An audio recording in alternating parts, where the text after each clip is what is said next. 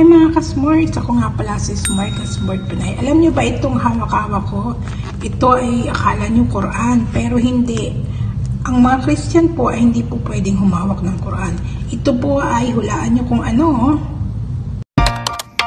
Hi mga ka-Smorts! Ako po si Ate Mars, ang inyong Smart ka-Smart Pinay.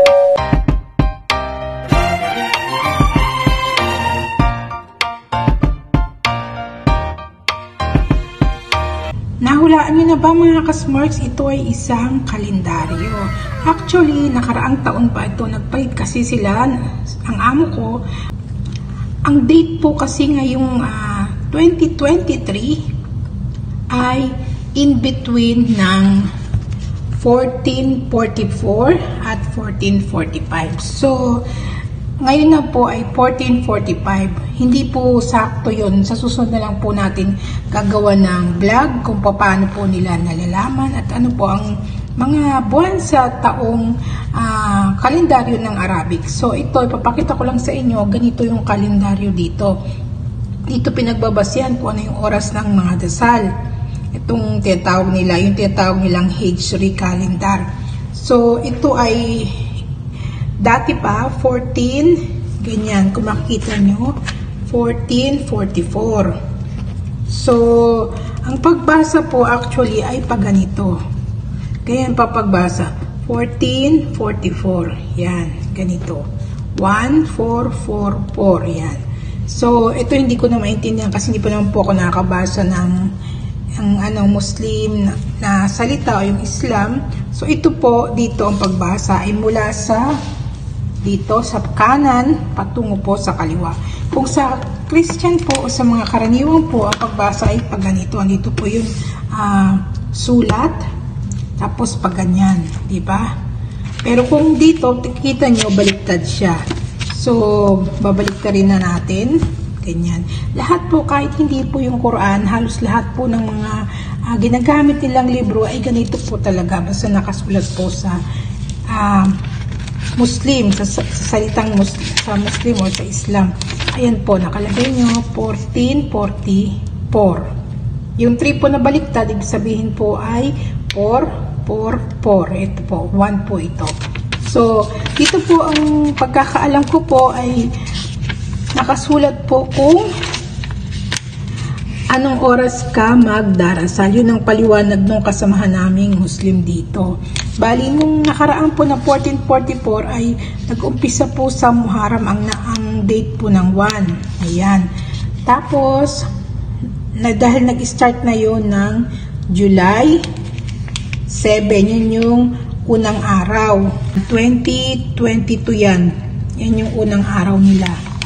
Yan sa Muharram 1444. Ayan.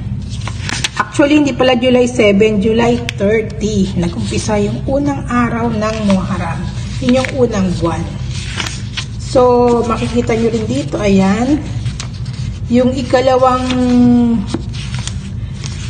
nila is, ayan, makikita natin, hanapan natin. Pagkatapos ng Muharram, ay mayroon pang mga iba't ibang buwan. Ayan. Mahaba-haba kasi ito hanggang sa, tingnan na lang natin sa yung huling petsa.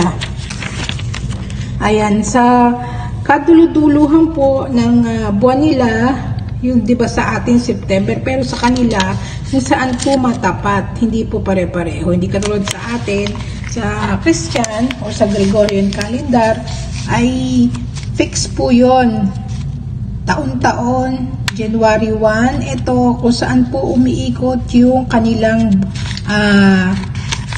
kalendaryo. Ngayon, natapat yung pang 30 na Dhul al-Hijjah, yung pang 12. May 12 din rin po silang kalendaryo. Susunod na lang po natin i-discuss para mas malinaw po natin. And then, dito po is nakalagay dyan yung July 18, yun yung pinakahuling araw ng Dhul al-Hijjah.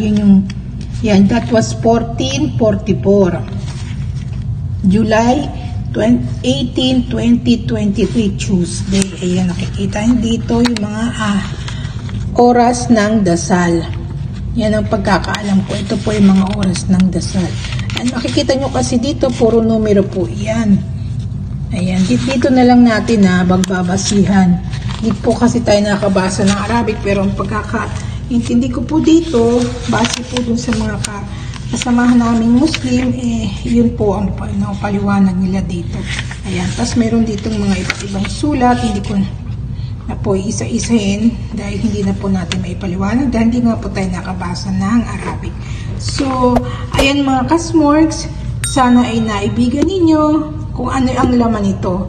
Actually, ngayon dahil nagpalit na sila, ang magiging taon na ngayon is, di ba, natapos ng 18, so July 19, 2023 is start na ng unang araw ng Muharram ulit.